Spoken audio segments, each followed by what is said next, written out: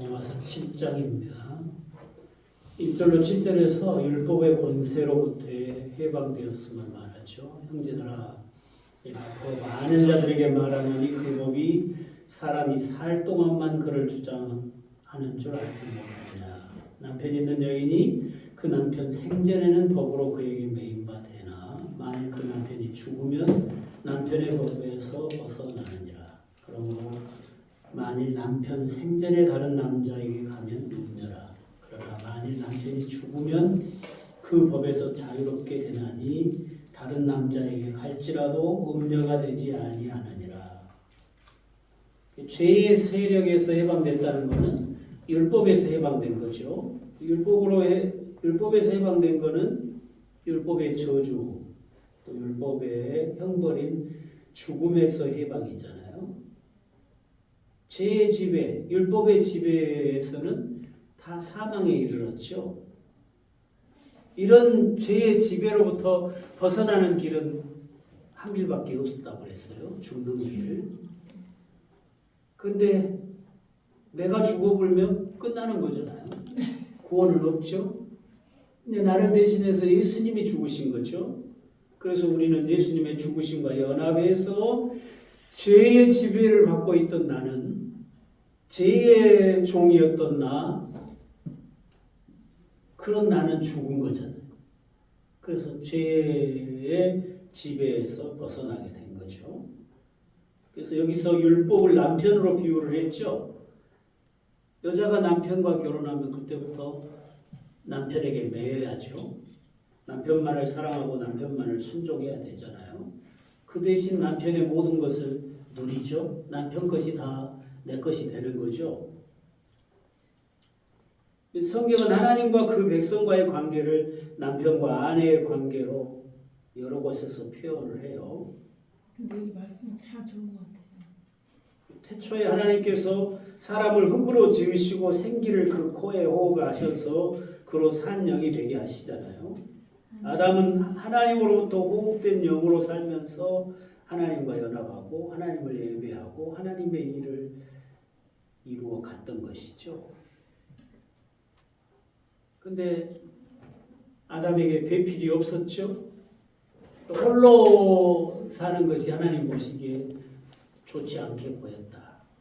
그래서 아담을 깊이 잠들게 하고 아담의 갈비뼈 하나를 치해서 그 갈비뼈를 가지고 하와를 지으시고 돕는 배필이 되게 하시죠. 그리고 아담과 하와가 한 몸을 이루게 해요. 둘이 연합하여 한 몸이 되는 거죠.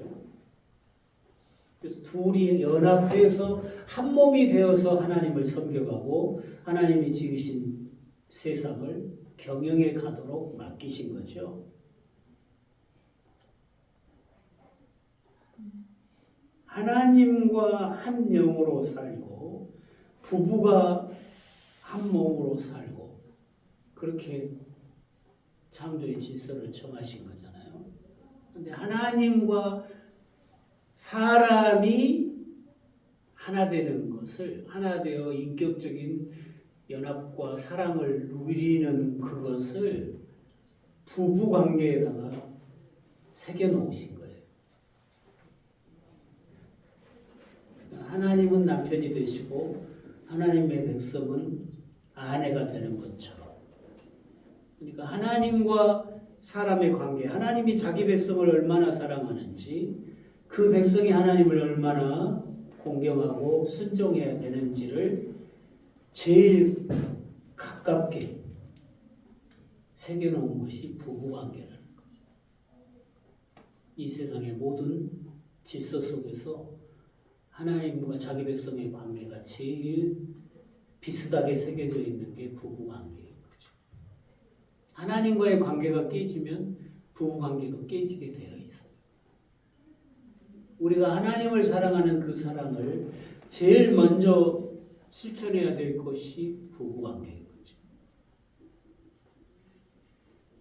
그러니까 에베소서에서는 술 취하지 마라. 이는 방탕한 것이니 성령의 충만을 받으라. 해놓고 아내들이여 남편에게 죽게 하듯 하라. 성령 충만이 뭐냐? 자기 남편을 주님 섬기듯이 섬기라는 거예요. 그럼 왜 그래야 되냐? 남편들아 자기 아내 사랑하기를 주께서 교회를 사랑하신 것 같이 하라. 남편에게 주님의 영광을 입혀놓은 거예요. 주님의 대리자로 삼은 거예요. 그러니까 남편은 자기 아내를 사랑할 때 주님이 내 아내에게 주고 싶어하는 사랑을 대신해서 줘야 되는 거예요. 내가 주님께 받은 사랑을 제일 먼저 베풀어야 될 곳이 내 아내인 거예요. 그러면 가정이 교회하고 또 같아지겠죠. 천국이 되겠죠. 남편은 주님의 대리자예요. 주님이 자기 아내에게 베풀고자 하는 은혜를 남편이 대신해서 베풀어야 돼요.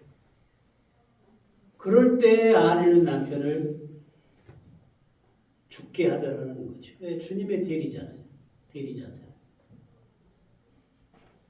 그게 그리스도인 가정인 거죠.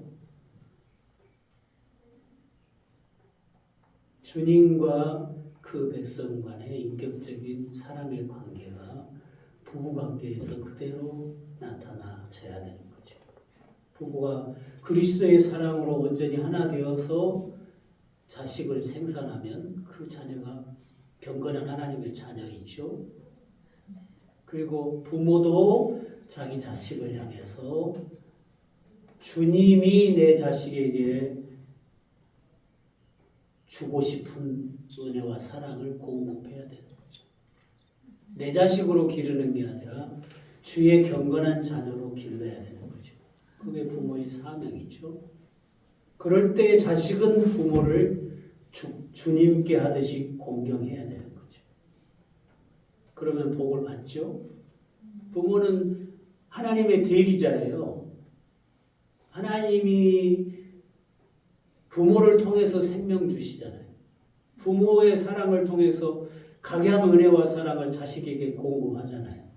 부모는 하나님의 대리자로서 자식을 낳고 기르는 거라고. 그러면 자식은 그 부모를 공경하고 순종해야죠. 그래야 하나님의 복이 부모를 통해서 자신에게 전달이 되는 거죠. 내 부모를 공경하라. 그래야면 네가 땅에서 잘되고 장수하리라. 이는 약속 있는 첫 계명이니. 약속이 딸려 있잖아요. 땅에서 잘되고 장수하는 복이 딸려 있잖아요.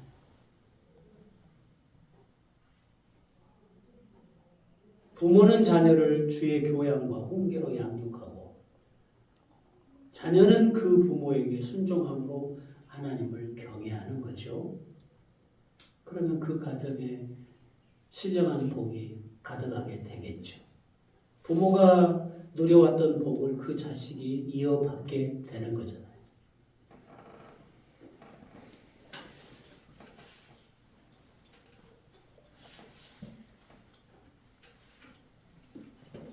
아담을 깊이 잠들게 해가지고 그 갈비뼈 하나를 취해서 아담을 돕는 배필을 지으셨던 하나님이 구원 역사의 마지막에는 자기 아들을 십자가에 잠들게 하시고 그 아들의 생명을 취해서 그 아들의 신부된 교회를 지으신 거예요.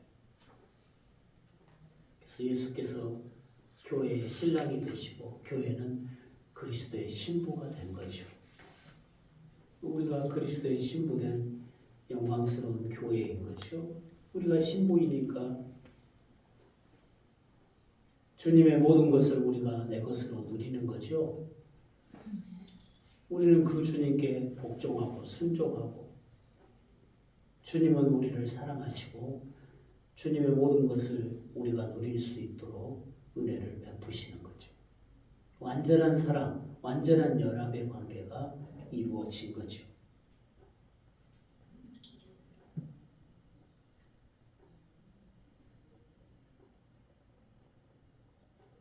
아담은 하나님이 지으신 이 영광의 무대에서 만물을 개발하고 다스리고 생육하고 번성하면서 하나님 나라를 봉사하고 하나님이 지으신 모든 만물을 생명의 기업으로 누렸잖아요. 그런데 아담이 선악과를 먹음으로써 선악의 결정권을 자기가 가지려고 했어요. 하나님이 선악을 결정해야 되잖아요. 하나님이 결정한 대로 순종하는 게 사람의 생명인데 하나님의 그 결정권을 자기에게로 끌어내리려고 하는 교만에 빠진 거잖아요. 그 결과가 죽음이었어요. 아담 이후에 모든 인류에게는 죄의 싹슨 사망이라는 그런 법 아래에 있게 되었어요. 그 누구도 이 사망의 법에서 벗어날 수가 없죠. 안 죽을 사람 있어요? 다 죽음 앞에 평등하죠. 다 죽어야 돼.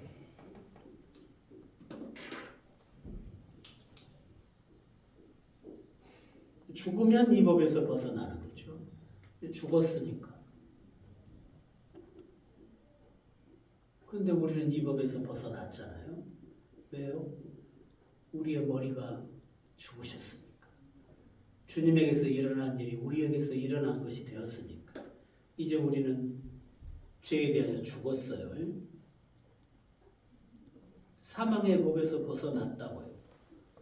남편이 살아있는 동안에는 아내가 남편에서 벗어나지 못해요. 아내는 남편을 떠나서 자신을 설명할 수가 없잖아요. 인생은 하나님을 떠나서 자신을 설명할 수가 없어요. 그러나 남편이 죽으면 아내는 자유해요. 다른 남자에게 시집가도 돼요. 이와 같이 예수께서 죽으셨어요. 우리도 예수 안에서 죽었어요. 그리고는 우리의 남편이었던 율법에서 자유하게 하신 거죠. 이제 주님이 죽으심으로 우리가 자유하게 됐어요. 그리고 우리에게 새로운 남편이 생겼죠. 새로운 주를 만났어요. 이제는 하나님을 영화롭게 하고 하나님을 위해서 아름다운 열매를 맺는 삶을 살게 됐어요. 그게 구원이에요. 4절에서 말씀합니다. 그러므로 내 형제들아 너희도 그리스도의 몸으로 말미암아 율법에 대하여 죽임을 당하였으니 이는 다른 이 곧 죽은 자 가운데서 살아나신 이에게 가서 우리가 하나님을 위하여 열매를 맺게 하려 함이라. 전 남편인 율법은 죽었어요. 이제 자유함을 얻었어요. 이제 새 남편에게 갈 수 있어요. 그 새 남편이 누구예요? 예수님이라는 거죠. 그러면 새 남편이 예수님이면 이제는 예수님을 위해서 살아야죠. 아멘. 예수님을 위하여 살고 하나님 앞에 열매를 맺으라는 거잖아요.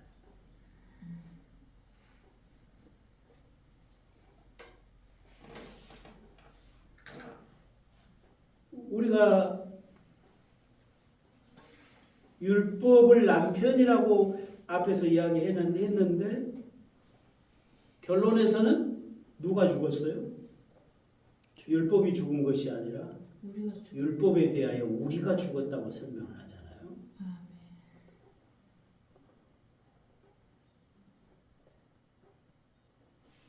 그게 율법이 죽은 게 아니라 우리가 죽었죠.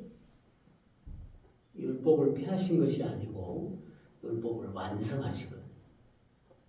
그래서 율법의 요구가 육체뿐인 구약 백성에게서는 이루어지지 못했지만 이제 성령으로 새롭게 된 우리 신약 백성에게서는 율법의 요구가 이루어지게 됐어요.